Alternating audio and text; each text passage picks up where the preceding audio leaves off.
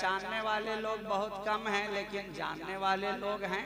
किसी ने इंटरनेट पे देखा, सोशल मीडिया का जमाना है, फेसबुक पे देखा, यूट्यूब पे देखा, मगर उन्होंने जाना, पहचाना नहीं। पहचानता वही है जो उसके करीब हो। भाई जो आपके करीब दिन रात है वो ना आपको पहचानता आपकी तबीयत कैसी है, आपका मिजाज कैसा है। नर्म मिजाज हैं कि थोड़ी थोड़ी बात पर चरापा हो जाने वाले हैं, टेम्परेचर बहुत जल्दी हाई हो जाता है। ये जानने वाला नहीं बता सकता, लेकिन जो आपके साथ रहता है, करीब रहता है, वो पहचानने वाला बता देगा।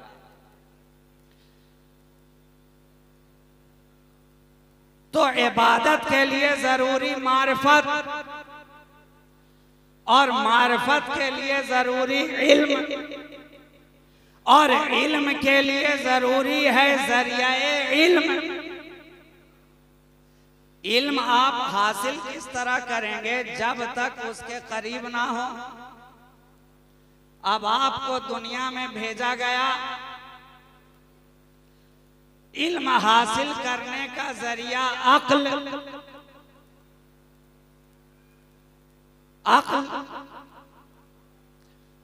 मगर अक्ल वालों का हश्र आप देखते जाइए। दुनिया में आए अक्ल वाले आए, साहिबाने अक्ल आए, अक्ल के घोड़े को सर पर दौड़ाया और अक्ल के घोड़े पर सवार होकर खुदा को तलाशने के पीछे लग गए कि जिसने भेजा है उसकी मार्फत हासिल करनी है, जिसने भेजा है उस तक पहुंचना है, जिसने भेजा है उसके करीब होना है। अब अक्ल वाले दौड़ते जा रहे हैं, आसमान की तरफ निगाह उठाया, देखा सूरज बहुत चमकदार है, बहुत चमकदार है, सारी जमीन को रोशनी दे रहा है। अक्ल वालों ने सोचा शायद यही है जिसकी हमें इबादत करनी है। न कुछ सोचा न समझा, सामने जाकर जल ढालना शुरू कर दिया।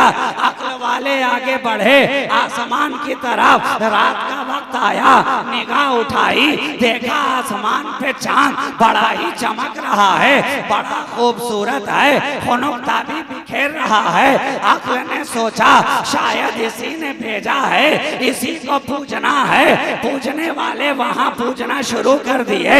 अक्ल वाले आगे बढ़े, देखा दरिया रवा दवा है, पानी के अंदर बड़ी ताकत और कुव्वत है, सैलाब आता है, इलाके के इलाके को नेस्तो नाबूद कर देता है, पानी ताकत और कुव्वत वाला है। अक्ल ने सोचा इसकी इबादत की जाए, पानी को पूजना शुरू कर दिया। अक्ल वाले आगे बढ़े, देखा आग के अंदर बड़ी ताकत है, आग जला देती है, पल में राख कर देती है, बड़ी ताकत वाली है, शायद इसी को पूजना चाहिए।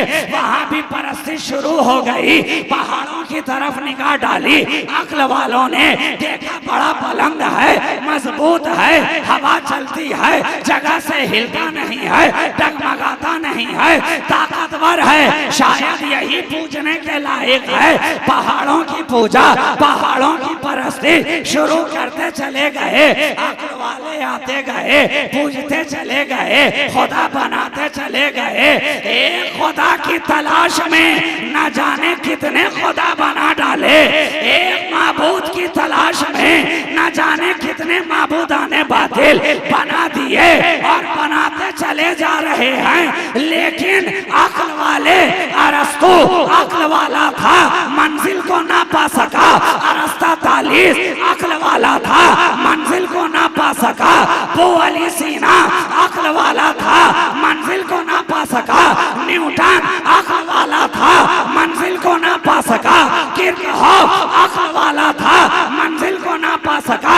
बड़े बड़े साइंसदान अक्ल वाले थे, मंजिल को ना पा सके। तो फिर मंजिल मिले कहां से?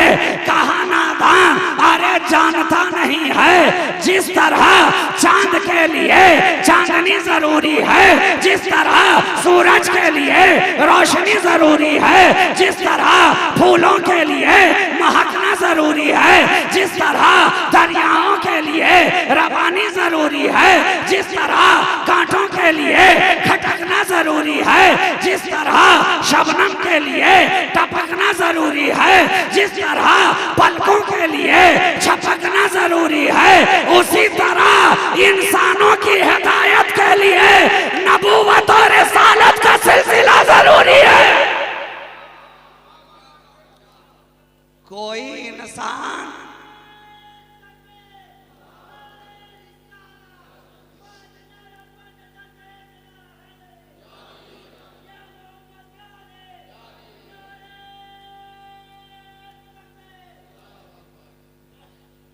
इंसानों की हिदायत के लिए नबूवत और रिसालत का सिलसिला जरूरी है। इसलिए तो इंसानियत बाद में शुरू हो रही है, नबूवत का सिलसिला पहले शुरू हो रहा है। पहला बशर हजरत आदम, पहला इंसान हजरत आदम, पहला आदमी हजरत आदम, हजरत आदम अलैहिस्सलातु वस्सलाम से पहले कोई बशर नहीं, कोई इंसान नहीं, कोई आदमी नहीं, मगर बताओ आदम आए हैं तो नबूवत का सिलसिला लेकर आए हैं ना, इसलिए कि खुदा तो हकीम मुतलक है। वो जान रहा था कि कल रोजे हश्र अगर नबूवत के बगैर इंसानियत को भेजा जाए तो कल लोग बारगाहे खुदाबंदी में ये अर्ज कर सकते हैं कि मालिको मौला तूने हमें तो भेजा लेकिन हमारी हिदायत के लिए कोई नबी को भेजा ही नहीं, किसी रसूल को भेजा ही नहीं। इसलिए खुदा की हिकमत का तकाजा था कि पहला ही इंसान आए तो नबी बनकर आए, नबी बनकर आए, ताकि किसी भी एक इंसान को ये कहने का मौका ना मिले कि खुदा हमारे लिए तो कोई नबी ही नहीं था, हम रास्ता पाते तो कैसे, हमें कोई रास्ता दिखाने वाला ही नहीं था, हम सीधे रास्ते पर चलते तो कैसे, हमें कोई सिराते मुस्तकीम बताने वाला ही नहीं था, हम सीधी राह पर चलते तो कैसे, हमारी कोई हिदायत करने वाला ही नहीं था, हम हिदायत पाते तो कैसे। तो कुर्बान जाओ, आदम आए हैं वहां से इंसानियत भी है, बशरियत भी है, आदमियत भी है, लेकिन ऐ मेरे मुस्तफा आप भी तो जरा बताएं, सहाबी रसूल बारगाहे मुस्तफा में अर्ज कर रहे हैं, ऐ मेरे नबी हमारे माँ बाप आप पे कुर्बान, मता वजबत लकन नबुव्वता, बताएं तो सही आप पर नबुव्वत वाजिब कब हुई है। नबी ने पलट कर कहा कुन तो नबियों व आदमो बैन रूह वल जसद, अरे मैं तब भी नबी था जब आदम जिस्म और रूह के दरमियान थे, जब आदम आबो गिल के दरमियान थे। क्या पता चला, नबूवत इंसानियत की मोहताज नहीं है, आदमियत की मोहताज नहीं है, बल्कि आदमियत नबूवत की मोहताज है, इंसानियत नबूवत की मोहताज है। अगर वो लिबास बशरी में ना आते तो हम लोग हिदायत कैसे पाते, अगर वो इंसानी शक्ल स्वरूप में ना आते तो हमारी हिदायत कौन करता। और यहाँ से एक मसला और हल हो गया, कितने अहमक और नादान हैं आज के वो लोग जो नबी को अपनी तरह इंसान समझ बैठे, अपनी तरह इंसान समझ बैठे। मैं कहूँ नादान, अरे उस नबी के बारे में कह रहा है कि अभी दुनिया का पहला इंसान नहीं है मगर वो नबी है, पहला आदमी नहीं है वो नबी है, पहला बशर नहीं है वो नबी है, बशरियत का वजूद बाद में है, मेरे मुस्तफा की नबूवत पहले है। तो फिर कोई बशर उसके बराबर कैसे हो सकता।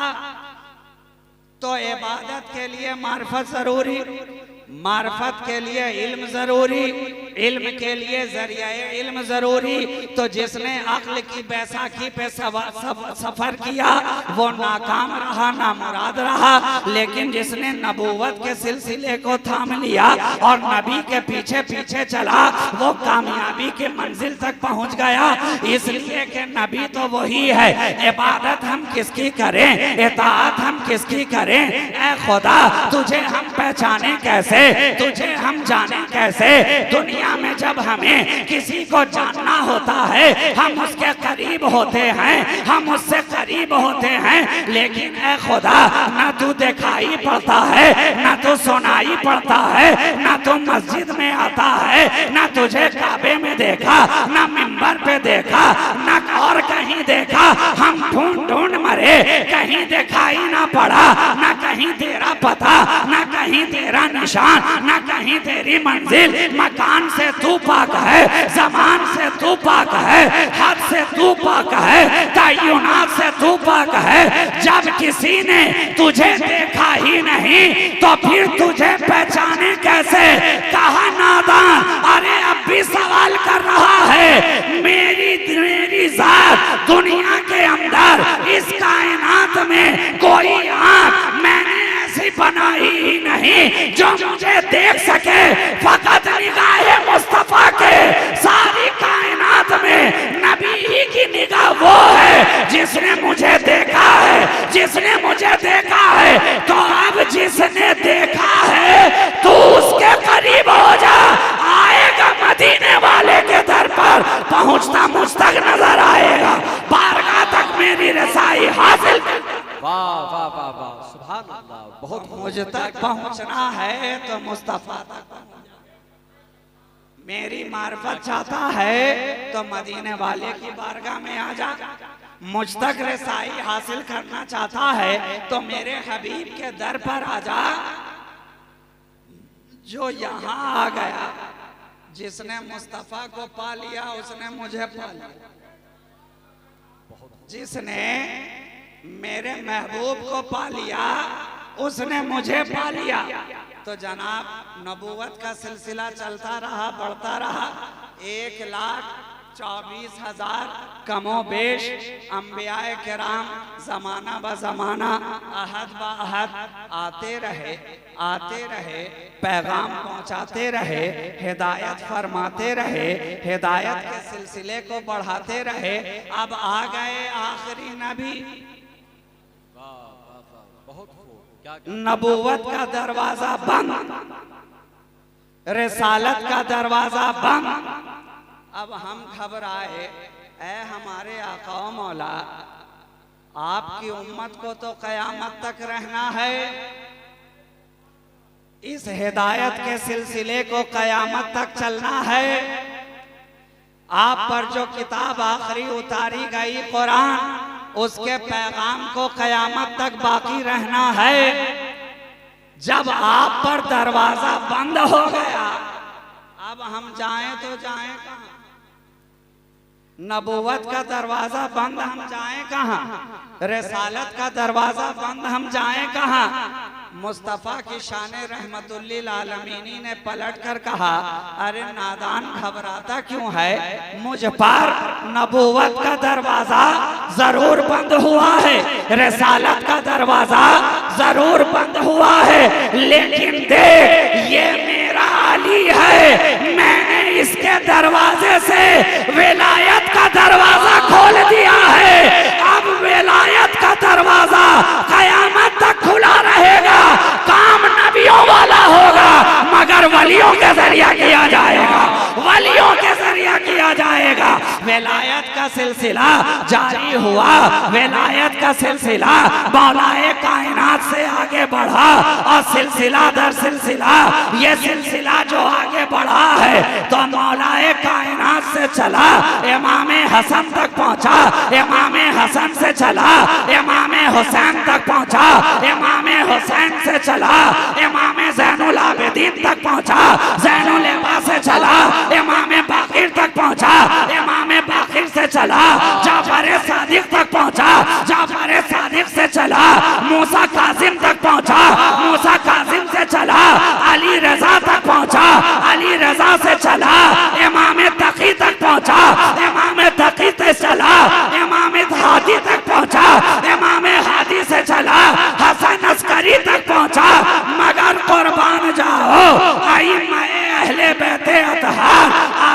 रहे, विलायत के सिलसिले को बढ़ाते रहे। अब जमाना फिर से कश्मकश में आया। अब ये सिलसिला बढ़ेगा तो किस तरह? कहा नादान, मैंने इसीलिए तो अपने आखिरी खुतबा में इरशाद फरमाया था, आखिरी खुतबा में इरशाद फरमाया था, इन्नी तरक्को फीकुम सकलैन किताबुल्लाह व इतरती अहलो बैती, मैं तुम्हें दो भारी चीजें छोड़कर जा रहा हूँ। एक अल्लाह की किताब है, एक हुसैन का खानदान है। एक अल्लाह की किताब है, एक नबी का घराना है। एक अल्लाह की किताब है, एक औलाद नबी का घराना है। और इसलिए लोग सवाल करते हैं कि यहाँ पे सहाबा को भी तो शामिल कर सकते थे। मैं उन अहमकों की अक्ल पे मातम करने को जी चाहता है। अरे सहाबा किराम के ताल्लुक से वो नबी गैबदां कैसे इरशाद फरमा देता? इसलिए कि नबी जान रहे थे जब तक मैं निगाहों के सामने तब तक सहाबा। भाई सहाबा, कोई भी सहाबी रसूल हो, सहाबी बनता कैसे है? तो एकदम मोटी मोटी बात समझ लीजिए, ईमान और रसूल की ज़ियारत, बस यही दो चीजें हैं जो सहाबी बनाती हैं।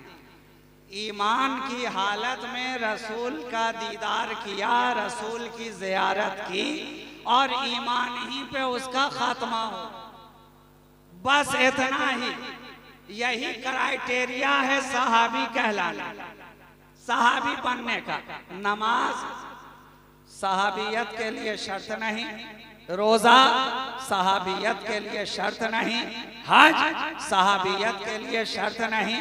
ऐसे भी बहुत सारे सहाबाए कराम गुजरे जिन्हें बहुत कम मौका लगा, अभी नबी पर ईमान लाए, जंग में शामिल हुए, शहीद हो गए, लेकिन सहाबी और उस सहाबी का मकाम यह है कि सरकार गौसे आजम फरमाएं कि नबी का सहाबी तो बहुत बुलंद है, उसका मकाम और मर्तबा।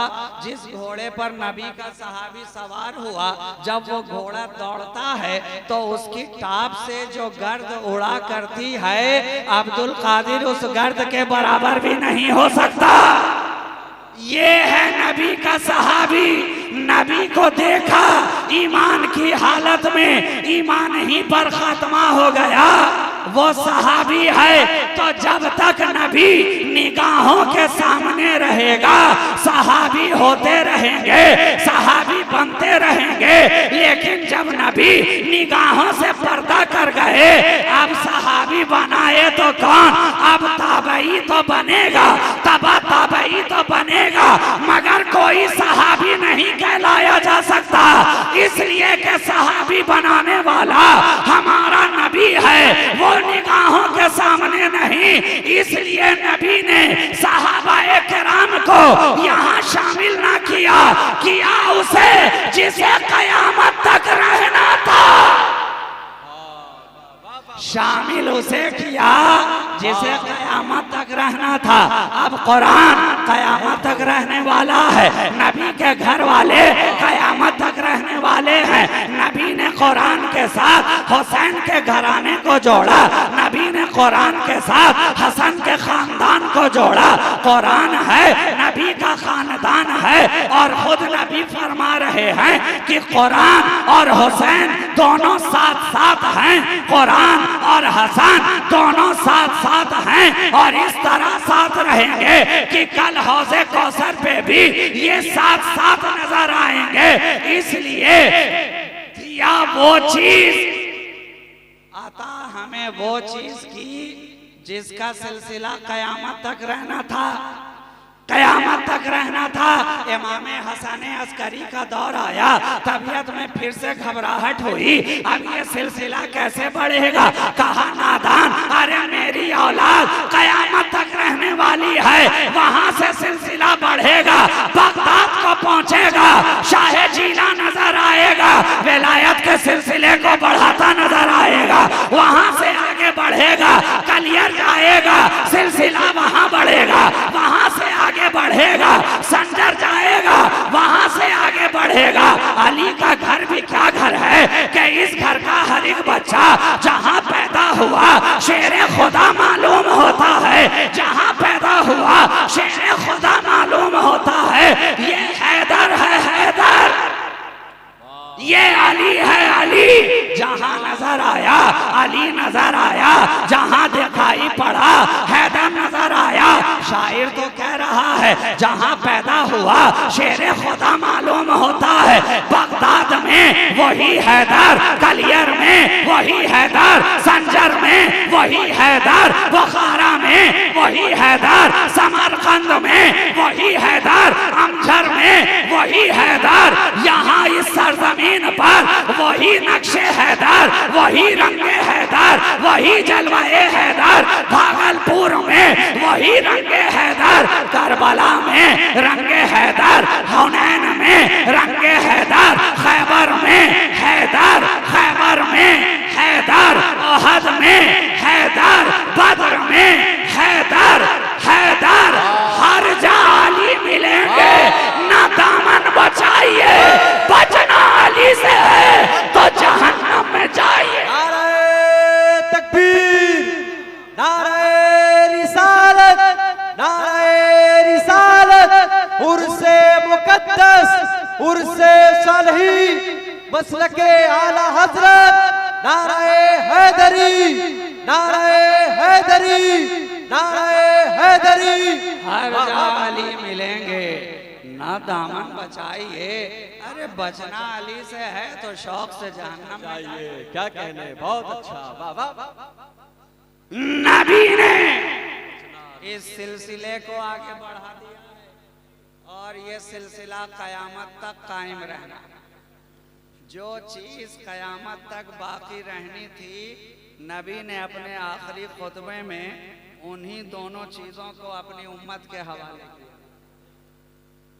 किताबुल्लाह व इतरती अहलो बैत, अल्लाह की किताब और नबी की इतरत पाक, अहले बैत मुस्तफ़ा।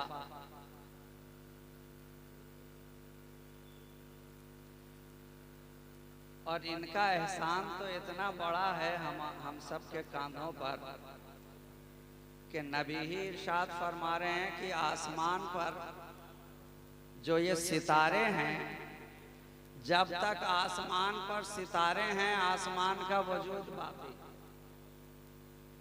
सितारे आसमान के लिए अमान है, यानी जब तक आसमान पर सितारे हैं तो आसमान का वजूद बाकी।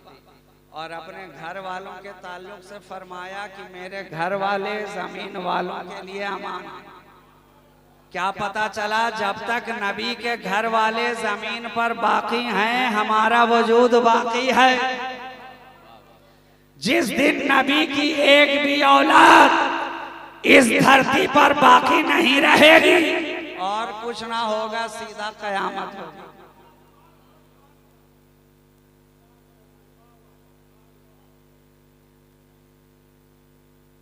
इसलिए बड़ा जरूरी है, बड़ा जरूरी है कि इनसे जो मोहब्बत का हक है उसको अदा किया है ना। और इनकी मोहब्बत तो खुदा की तरफ से वाजिब की गई है ना। इल्लल मवद्दत फिल कुर्बा, कुरान कह रहा कि ऐ नबी आप लोगों से फरमा दीजिए कि मैं तुमसे तबलीग रिसालत का कोई बदला नहीं चाहता सिवाय इसके कि मेरे घर वालों से मवद्दत रखो, उल्फत रखो, मोहब्बत रखो। है ना। सुभान अल्लाह, क्या क्या तो ये मोहब्बत हमा शुमा की तरफ से वाजिब नहीं की गई, बल्कि कुरान की तरफ से वाजिब की गई है ना। तो जरूरी है कि इनकी मोहब्बत का हक अदा किया जाए।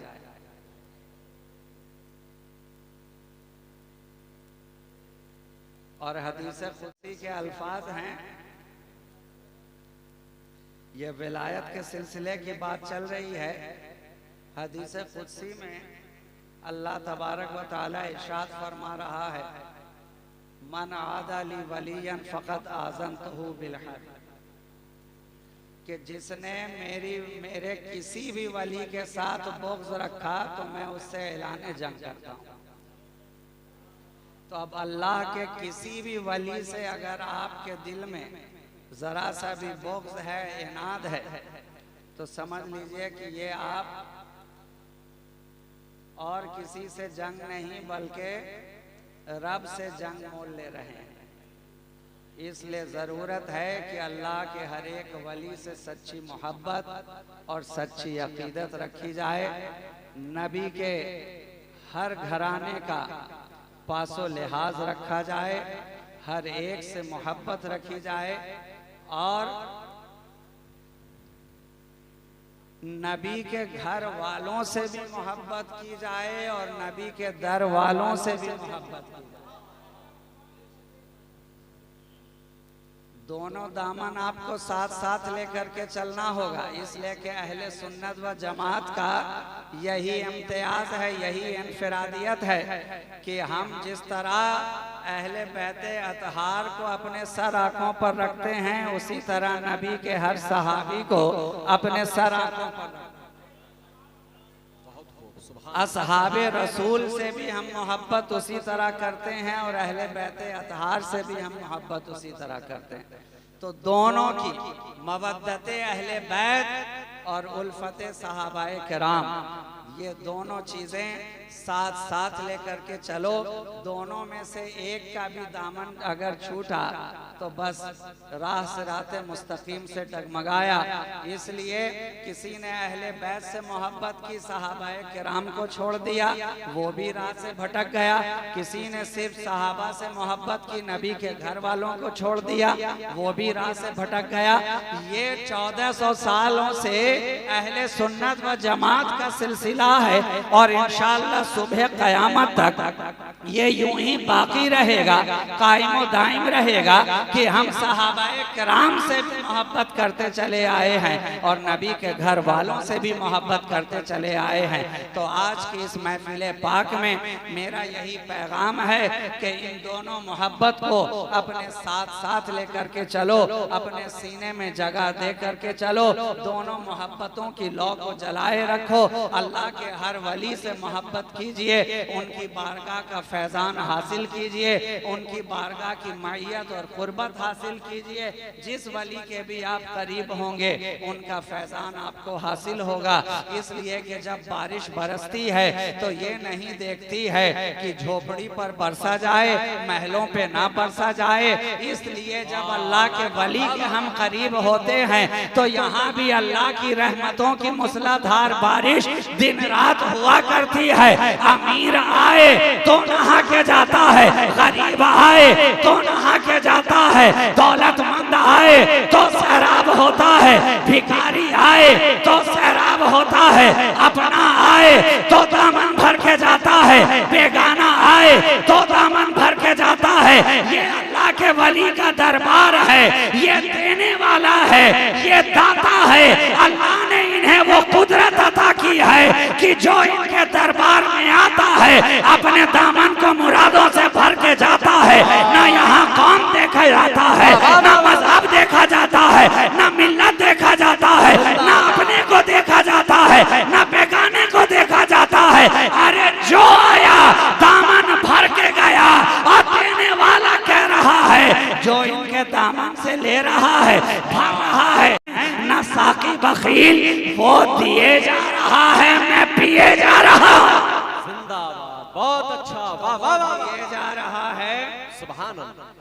मैं पिए जा रहा हूँ, तो इनके पैमाने से दिन रात पिए जाइए और इनकी मोहब्बत में जिंदगी जिए जाइए। इसी में दो जहां की भलाई है कि मोहम्मद से वफा, तूने तो हम तेरे हैं, ये जहां चीज है क्या, लौह कलम तेरे हैं, कुव्वते इश्क से हर पस्त को बाला कर दे, दहर में इसमें मोहम्मद से उजाला कर दे।